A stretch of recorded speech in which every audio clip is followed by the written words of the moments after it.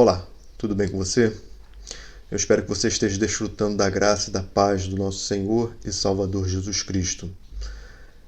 Seja bem-vindo ao canal Aprendendo e Compartilhando para hoje fazer um resumo sobre a segunda epístola aos Coríntios.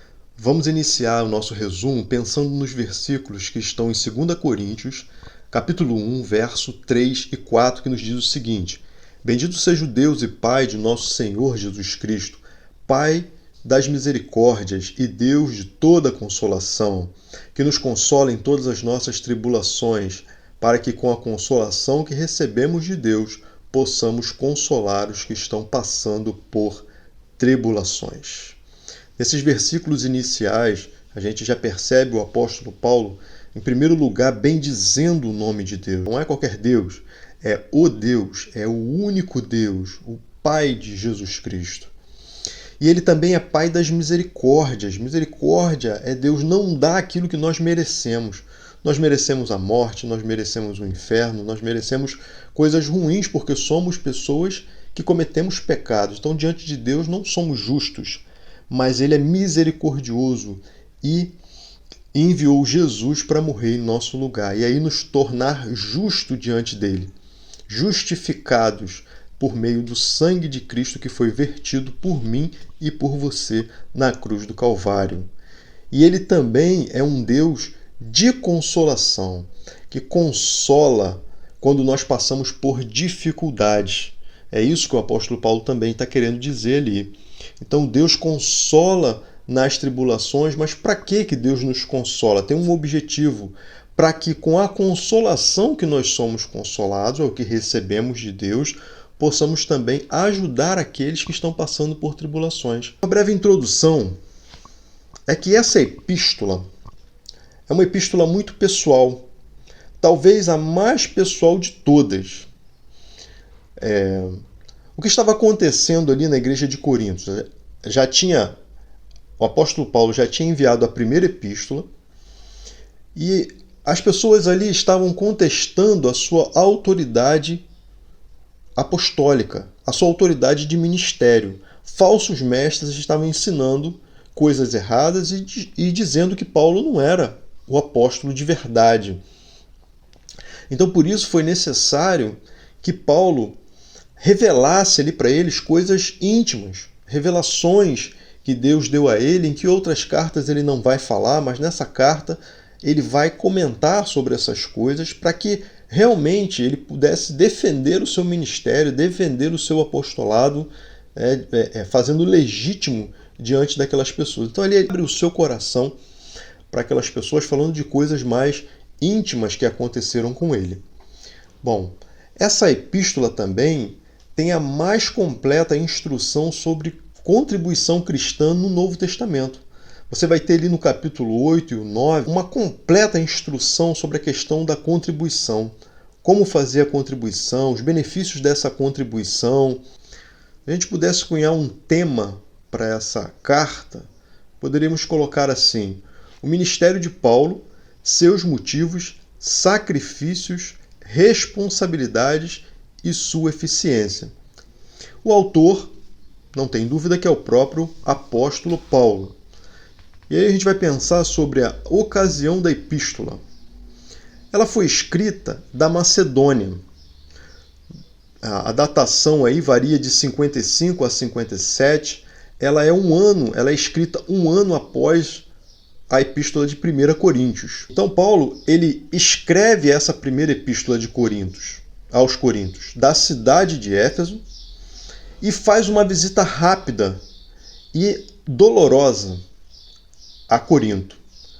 Por quê? Porque os problemas que ele elencou na primeira epístola não tinham sido resolvidos ainda. E havia ainda a questão da contestação do seu ministério apostólico. Então foi uma visita dolorosa, foi uma visita rápida, mas foi uma visita dolorosa. A gente vai perceber isso em 2 Coríntios capítulo 2, verso 1, capítulo 12, verso 14, o capítulo 13, verso 1 e 2. Após essa visita, ele escreve uma carta triste e severa que se perdeu. Essa carta, a gente tem a ideia lá em 2 Coríntios 2,4, de que essa carta foi escrita. E Tito foi o portador dessa carta. Paulo, então, ele vai a Troade, onde espera por Tito. Ou seja, ele queria saber, Tito já estava lá em Corinto, e ele queria saber a resposta de Tito sobre a carta que ele enviou, sobre a epístola que ele enviou.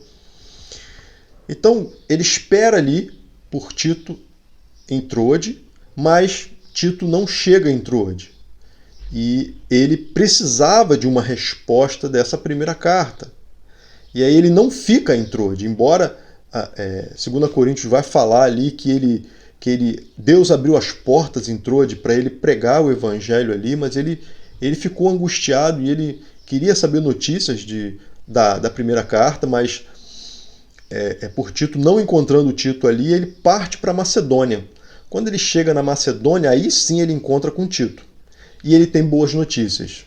Quando ele encontra com Tito, Tito vai falar para ele assim, olha, a maioria dos fiéis, dos irmãos de Corinto, aceitaram as suas palavras, aceitaram as suas exortações, os seus ensinamentos. Isso a gente pode ver em 2 Coríntios 7, de 5 a 7. Paulo fica feliz por conta daquilo, mas também existe uma minoria que se recusava ainda a aceitar a autoridade apostólica. O propósito dessa epístola, para que ela foi escrita, né?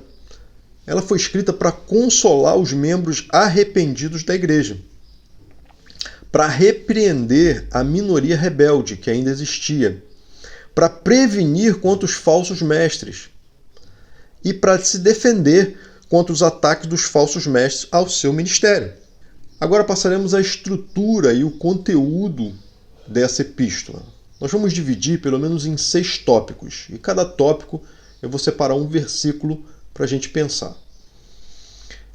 A introdução, que vai do capítulo 1, do verso 1 a 11. Na introdução, Paulo ele vai fazer uma saudação, como é de costume em suas epístolas, ter ali também uma menção de ação de graças. 2 Coríntios 1, 2, ele fala assim, a vocês, graça e paz da parte de Deus, nosso Pai, e do Senhor Jesus Cristo. O segundo tópico vai falar do ministério apostólico paulino, que vai do capítulo 1, verso 12, ao capítulo 7, verso 16. Então ali, dentro desse tópico, a gente vai ver a defesa da conduta de Paulo, o tratamento do ofensor, a glória do ministério, o ministério nas suas expectativas e a restauração da confiança entre Paulo e a igreja de Corinto. E eu separei um versículo que está lá em 2 Coríntios 4, de 1 a 5, que nos diz o seguinte, portanto, visto que temos esse ministério pela misericórdia que nos foi dada, não desanimamos. Antes, renunciamos aos procedimentos secretos e vergonhosos. Não usamos de engano, nem torcemos a palavra de Deus. Pelo contrário, mediante a clara exposição da verdade, recomendamo-vos a consciência de todos diante de Deus. Mas se o nosso evangelho está encoberto, para os que estão perecendo é que está encoberto. O Deus desta era cegou o entendimento dos descrentes, para que não vejam a luz do evangelho da glória de Cristo, que é a imagem de Deus. Pois não nos pregamos a nós mesmos, mas a Jesus Cristo, o Senhor, e a nós como escravo de vocês por amor de Jesus. Maravilhoso, né? Ele está falando do seu ministério. Seu ministério não é um ministério baseado nele próprio. Não é um ministério baseado nas suas convicções. E ele chega a usar a expressão, para alguns meio que audaciosa, nosso evangelho. Ele se inclui aí nesse evangelho. Então, nosso evangelho não está encoberto. Ele está encoberto, sim, para aquelas pessoas que não querem enxergar, para aquelas pessoas que não querem crer que Jesus é o Filho de Deus, que morreu em nosso lugar e só através dele nós temos salvação. Para essas pessoas, realmente está encoberto. Então, ele está falando ali também para os falsos mestres que existiam, né, na época. Mas, e ele vai falar que o Deus desse século, ou seja, o inimigo, o diabo, ele cegou o entendimento das pessoas que não creem, para que não vejam a luz do Evangelho da glória de Cristo, que é a imagem de Deus. Mais uma vez ele faz essa junção, mostrando a unidade de Deus e Cristo, que eles estão juntos. E as pessoas que não creem nesse Evangelho não conseguem enxergar essa luz. E eu oro que, de repente, você que esteja assistindo esse vídeo, que ainda não abriu a sua mente para esse Evangelho, que ainda não enxergou essa luz brilhante da glória de Cristo, que você possa fazer isso, que você possa pensar sobre esse Evangelho, se aprofundar, estudar a palavra de Deus, procurar alguém que possa te ajudar nessa questão. Fica aí a dica para você. Vou continuar aqui dizendo uma coisa muito importante. Pois não pregamos a nós mesmos, mas a Jesus Cristo, o Senhor, e a nós como escravos de vocês, por amor de Jesus. Paulo ele vai dizer o seguinte, ele está falando do apostolado dele, e ele está falando o seguinte, olha, nós não estamos pregando a nós mesmos. Não estamos pregando a nossa suficiência, porque a suficiência não está em nós, a suficiência está em Cristo. Então é por Ele que todas as coisas acontecem. É por Ele que nós podemos ser salvos, aqueles que creem. E nós fazemos isso, nós pregamos a Ele, que é o suficiente, e não a nós, que somos insuficientes. E somos, com isso, escravos de vocês, ou seja, servos. Nós estamos a serviço de vocês. Ou seja, aquele que prega, aquele que tem um ministério da palavra, ele está a serviço das pessoas. Ele não está sobre as pessoas. Ele não está acima das pessoas. Muitos veem dessa forma, né? Infelizmente. Mas o ministério da palavra é para ajudar, é para servir as pessoas, a mostrar as verdades de Deus para aqueles que estão perecendo sem a luz de Cristo. Continuando aqui, o terceiro tópico vai falar sobre a oferta para os judeus cristãos de Jerusalém. Paulo ele vai fazer uma menção dessas ofertas e vai dizer o seguinte, lá no capítulo 8 e capítulo 9, como eu falei lá no início do vídeo, fala sobre contribuição de uma forma bem completa, a mais completa aí do Novo Testamento, sem dúvida. Então, dentro desse tópico, ele vai falar do exemplo dos macedônios, que era um povo humilde, mas que estavam usando aquilo, estavam contribuindo com aquilo que eles tinham em mãos. E Paulo fala que eles contribuíram até com mais do que eram as posses deles. Então, assim, ele vai dar esse exemplo dos macedônios para motivar os coríntios a também contribuir. Não só os coríntios, né, mas também a nós, porque a obra de Deus precisa continuar. E as pessoas precisam ser ajudadas, né? Isso aí é uma coisa que a igreja precisa fazer. Falando sobre o exemplo dos macedônios, o motivo para a generosidade, a missão de Tito e seus companheiros, a exortação à liberalidade e as bênçãos da liberalidade. Então, quando você é liberal, quando você, na questão financeira, né, quando você ajuda com amor, com carinho, ele também vai falar, né, que a gente tem que ajudar não por peso, com peso no coração, com tristeza, mas com alegria, porque Deus ama aquele que dá com alegria. Se você quer ajudar o próximo, quer contribuir para a obra de Deus crescer, mas faz isso com peso no coração, é melhor que nem faça. Eu separei o versículo que diz assim, 2 Coríntios 8, de 12 a 14. Porque se há prontidão, a contribuição é aceitável de acordo com aquilo que alguém tem, e não de acordo com o que não tem. Nosso desejo não é que outros sejam aliviados enquanto vocês são sobrecarregados, mas que haja igualdade. No presente momento, a fartura de vocês suprirá a necessidade deles, para que, por sua vez, a fartura deles supra a necessidade de vocês. Então haverá igualdade. O desejo dele, do apóstolo Paulo, falando sobre contribuição, é que ninguém fique sobrecarregado. Não adianta também dar tudo que você tem e não ficar com nada. Vai ficar sobrecarregado. Não é isso que ele está falando aqui. Ele está falando que a contribuição deve gerar igualdade. Igualdade. O que tem muito, o que tem pouco, vai balancear, vai virar igual. Ou seja, vai suprir as necessidades do que tem muito e do que tem pouco. Todos vão ficar supridos. Essa é a igualdade que ele vai trazer na questão da contribuição. O quarto tópico desse conteúdo, dessa estrutura do conteúdo dessa epístola, vai falar sobre a defesa e a autoridade do apostolado paulino. Está do capítulo 10, vai do capítulo 10 ao capítulo 13, verso 10. E dentro desse tópico ele vai falar sobre a autoridade no raio de ação do seu ministério, né?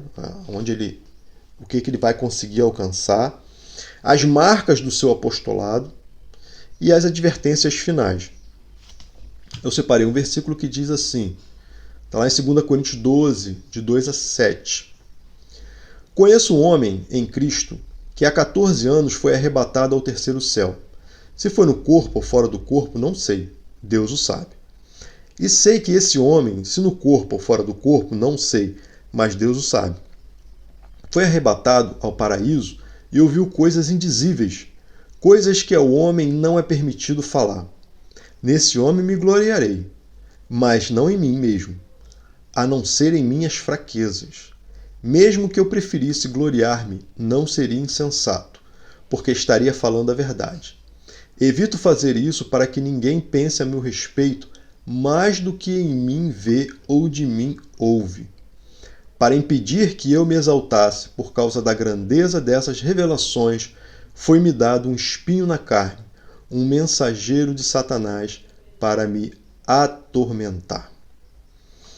Então, irmãos, ele está falando da autoridade, né? Está defendendo a autoridade do seu ministério e está dizendo o seguinte, olha, me foi revelado coisas que eu nem citei em outros lugares, tá? Por isso que é uma carta muito pessoal, muito íntima dele, porque ele vai falar dessas questões que aconteceram, essas revelações que aconteceram com ele, e ele vai dizer assim, olha, mas em tudo isso eu prefiro me gloriar na fraqueza.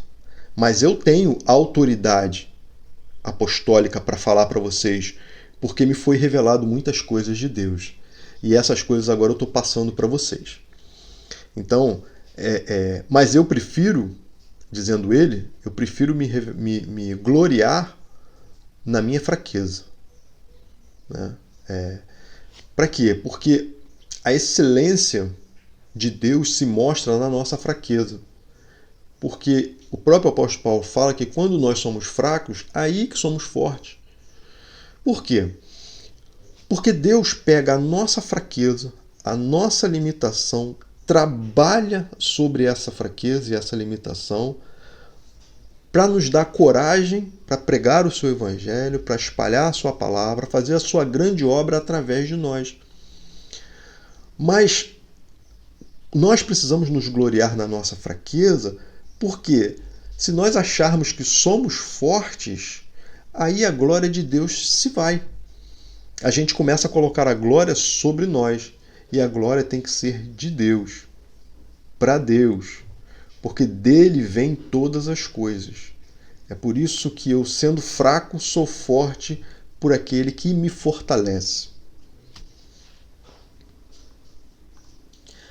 Aí o quinto tópico são as exortações finais, que está no capítulo 13, verso 11 e 12, que vai dizer assim, aí eu separei o versículo 11. Sem mais, irmãos, despeço-me de vocês. Procurem aperfeiçoar-se, exortem-se mutuamente, tenham um só pensamento, vivam em paz, e o Deus de amor e paz estará com vocês. Depois de escrever toda a carta, depois de defender o seu apostolado, depois de dar algumas outras instruções, depois de agradecer porque eles de certa forma aceitaram a primeira epístola que foi enviada, então é uma carta também de reconciliação. E se despede dos irmãos mas querendo que esses irmãos se aperfeiçoem. O que é isso? Que busquem a cada dia mais a palavra de Deus, que busquem orar, o relacionamento com Deus. Eu costumo dizer que a vitamina do crente é a vitamina BO, Bíblia e oração. Sem essa vitamina não tem como permanecer na presença de Deus. E ele vai falar, exortem-se mutuamente, ou seja, se corrijam. Se um está fazendo uma coisa errada, o outro vai com amor, corrija ele, ajude, dê a mão, levante, oriente.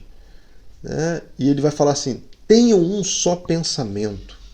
Ou seja, pensem nas coisas de Deus. Não fique cada um pensando sobre uma coisa que vai causar divisão entre vocês. Não tenham um só pensamento. Vivam em paz. Porque não tem como viver em paz um grupo de pessoas que pensam em coisas diferentes. Vai haver brigas eternas. Então o desejo do apóstolo Paulo é que eles vivam em paz, que tenham o mesmo pensamento. E aí, a consequência disso é que o Deus de amor e paz estará com vocês. Então Deus estará conosco quando tivermos um só pensamento, quando estivermos em paz. Deus estará conosco. Eu creio que Deus está conosco em todos os momentos da nossa vida. Em tribulação, em tristeza. E às vezes a gente confunde essa questão, né? Não é quando nós passamos por um problema que não estamos em paz, porque a paz de Deus ela excede as circunstâncias, ela não depende das circunstâncias.